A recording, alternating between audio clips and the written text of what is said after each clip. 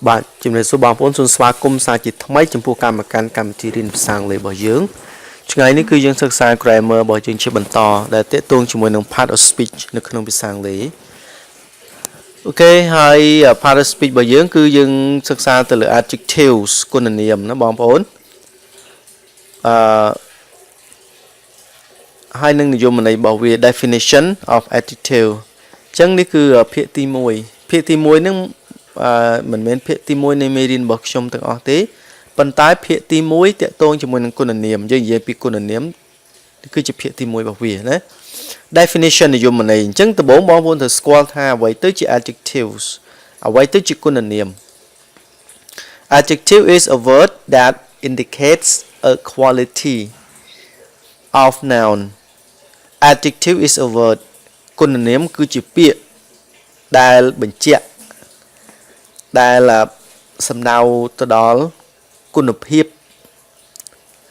នៃនាមមានន័យថាពាក្យទាំងឡាយណាដែលបញ្ជាក់ទៅលើគុណភាពនៃនាមមានន័យថាវាបញ្ជាក់ឲ្យនាមនិយាយសាមញ្ញថាវាបញ្ជាក់ទៅដល់នាមណាអញ្ចឹង adjective ប្រែថាគុណនាម is a word គឺជាពាក្យដែល indicate ហ្នឹងគឺមានន័យថាបញ្ជាក់ដែលសំដៅលើអូខេ indicate ណា a quality ហ្នឹងគឺនិយាយពីគុណភាពអស់ណោនៃនាមគេចង់ប្រាប់ថាគុណនាមគឺជាពាក្យទាំងឡាយណាដែលបញ្ជាក់លក្ខណៈឲ្យនាមណាថានាមនឹងវាយ៉ាងណាយ៉ាងម៉េចមួយណាទូចធំវែងខ្លីអីចឹងទៅល្អអាក្រក់អីចឹងមកណាអញ្ចឹងនេះគឺសិតតែជាគុណនាមឲ្យពាក្យដែលបញ្ជាក់អញ្ចឹង it means that it indicates a quality of person and thing it means that វាមានន័យថាអញ្ចឹងពាក្យ means មានន័យវាមានន័យថាវាបញ្ជាក់ឬក៏វាសំដៅលើគុណភាពរបស់មនុស្សនិងវត្ថុផ្សេងគេអញ្ចឹង it means នេះគឺមានន័យ it means that វាមានន័យថា it indicates វាបញ្ជាក់ a quality គុណភាព of person នៃមនុស្ស and thing ហើយនិងវត្ថុ person មនុស្ស and thing ហើយនិងវត្ថុkind of adjectives តើឥឡូវបងប្អូនត្រូវស្គាល់ថា kind of adjectives ប្រភេទនៃគុណនាមអញ្ចឹងគុណនាមមានប្រភេទអីខ្លះហ្នឹង kind of adjectives ប្រភេទនៃគុណនាម number 1 proper adjective ឥឡូវទី1នេះគឺយើងនិយាយអំពី proper adjective គុណនាមអសាធារណៈគុណនាមអសាធារណៈអញ្ចឹងបងប្អូនឆ្ងល់ថាតើគុណនាមអសាធារណៈយ៉ាងម៉េចអូខេអញ្ចឹងយើងនឹងរៀននៅមេរៀនយើងជាបន្តបន្ទាប់ហើយទី2គឺ descriptive adjective ហ្នឹងគឺគុណនាមរៀបរាប់គុណនាមពណ៌នាណា descriptive adjective number 3ទី3គឺ quantitative adjective ហ្នឹងគឺគុណនាមដែលបញ្ជាក់អំពីបរិមាណ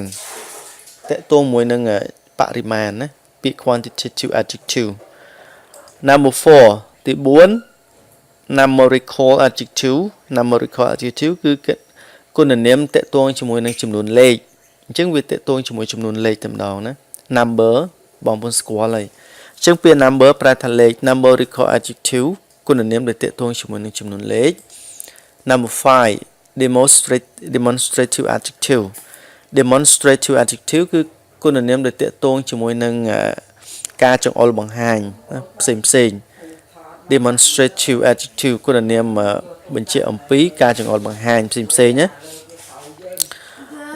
distributive adjective គឺគុណនាមដែលបែងចែកគុណនាមបែងចែក distributive adjective បន្តមកទៀតគឺយើងមាន possessive adjective គុណនាមកម្មសិទ្ធិគុណនាមទាំងឡាយណាដែលតកតងជាមួយនឹងកម្មសិទ្ធិបន្តមកទៀតយើងមាន interrogative adjective គុណនាមសំណួរណាគុណនាមសំណួរចឹងបងប្អូនខ្ញុំសូមប្រាប់ថាឈ្មោះគុណនាមទាំងអស់ហ្នឹងបើសិនជាបងប្អូនមិនបកប្រែជាភាសាខ្មែរវាល្អជាងណាប៉ុន្តែពេលពាក្យមួយចំនួនយើងអាចបកបានយើងបកទៅចឹងយើងពេលខ្លះយើងមិនចាំបាច់បកប្រែជាភាសាខ្មែរទេអញ្ចឹងប្រភេទនៃគុណនាមដែលយើងនឹងរៀនគឺមានចំនួន8ហ្នឹងគឺ proper adjective descriptive adjective quantitative adjective numerical adjective demonstrative adjective distributive adjective possessive adjective interrogative adjective អូខេយើងនឹងសិក្សាទៅលើចំណុចទាំង8ហ្នឹងម្ដងមួយនៅតាមវគ្គរបស់វាណាអូខេឥឡូវយើង number 1ចំណុចទី1គឺយើងសិក្សាផ្ដោតទៅលើ proper adjective proper adjective គឺគុណនាមអសាធារណៈភាគច្រើនគឺតាក់ទងជាមួយឈ្មោះតែម្ដងអូខេអញ្ចឹង proper adjective are formed from proper nouns អញ្ចឹង proper adjective គុណនាមអសាធារណៈហ្នឹងគឺបង្កើតទម្រង់ចេញអំពីនាមអសាធារណៈអញ្ចឹង proper adjective មានន័យគុណនាមអសាធារឬក៏បងប្អូនមិនបាច់ប្រែក៏បានដែរ are form ត្រូវបានបង្កើតទម្រង់ from ពី proper nouns ពីនាមអសាធារណៈអញ្ចឹង proper noun យើងឥឡូវយើងមានពីរកន្លែងពីរជួរនេះ we have two parts proper nouns នាមអសាធារណៈតមកទៀតយើងបង្កើតទៅជា proper adjective គុណនាមអសាធារណៈឧទាហរណ៍ដូចជា France ប្រទេសបារាំងអញ្ចឹងវាគឺជា proper name proper noun ណាហ្នឹងវាជាឈ្មោះអញ្ចឹងទៅជា French គឺមានន័យថានៃជនជាតិបារាំងវាជាគុណនាមប៉ុន្តែគេឲ្យឈ្មោះថា proper adjective ឃើញគេសរសេរអក្សរធំនេះអក្សរធំនៅដើមអញ្ចឹងជា proper បើសរសេរអក្សរធំនាមណាដែលសរសេរអក្សរធំអញ្ចឹងគេហៅថា proper noun អានេះ proper adjective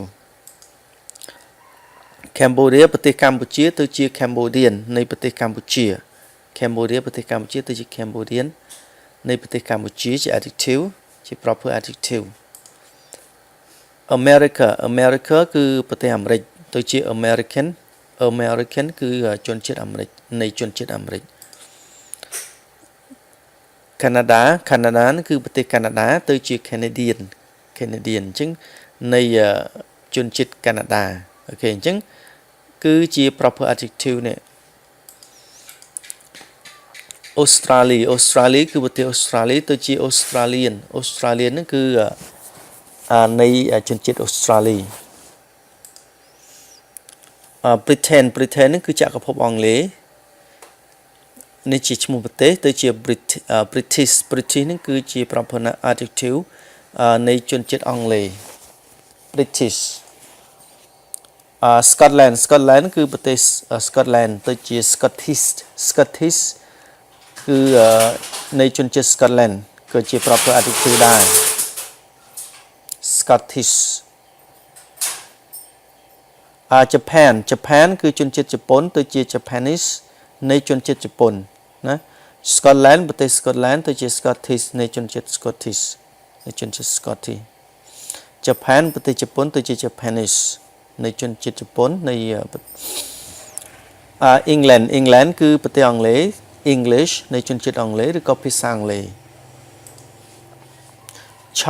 China នេះគឺប្រទេសចិនទៅជា Chinese នៃជនជាតិចិនឬក៏ភាសាចិន Vietnam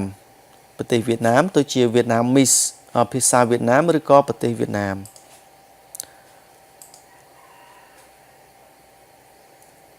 អញ្ចឹងបងប្អូនគុណនាមទាំងឡាយណាដែលកើតចេញមកអំពីប្រទេសអញ្ចឹងគឺគេឲ្យឈ្មោះថា proper adjective គុណនាមទាំងឡាយណាដែលកើតចេញអំពី proper noun គឺជា proper adjective ដែរណាឲ្យស្គាល់ថាភាគច្រើន proper adjective ហ្នឹងគឺសំដៅលើវាកើតចេញអំពីប្រទេសមួយតែម្ដងអូខេ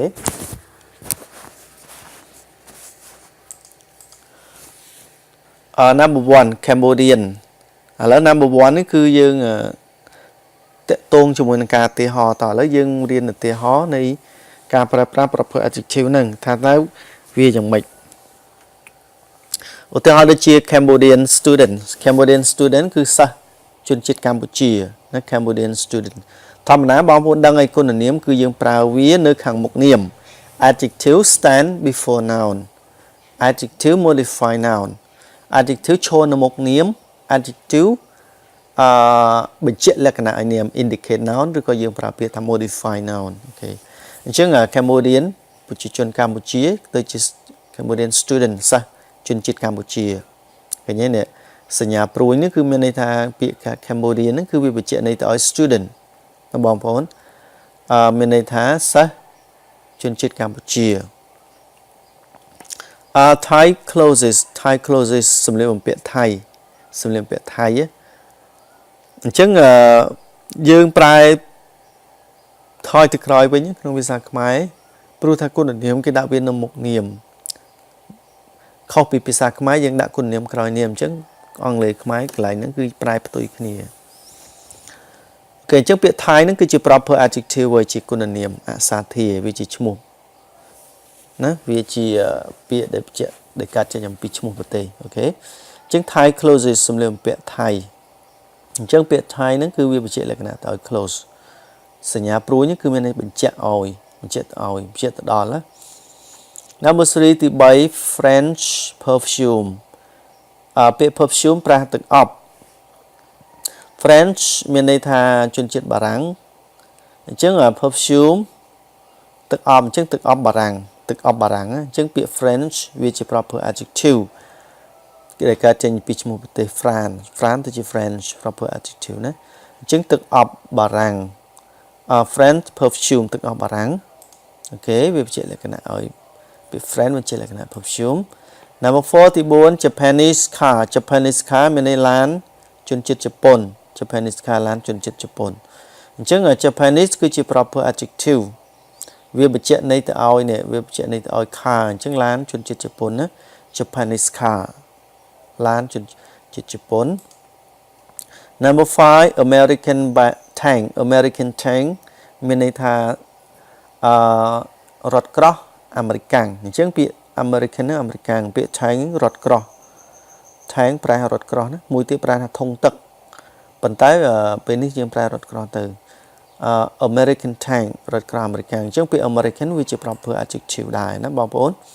អញ្ចឹងបងប្អូនយល់ហើយពាក្យ proper adjective គឺជាគុណនាមដែលកើតចេញអំពីឈ្មោះប្រទេស the name of country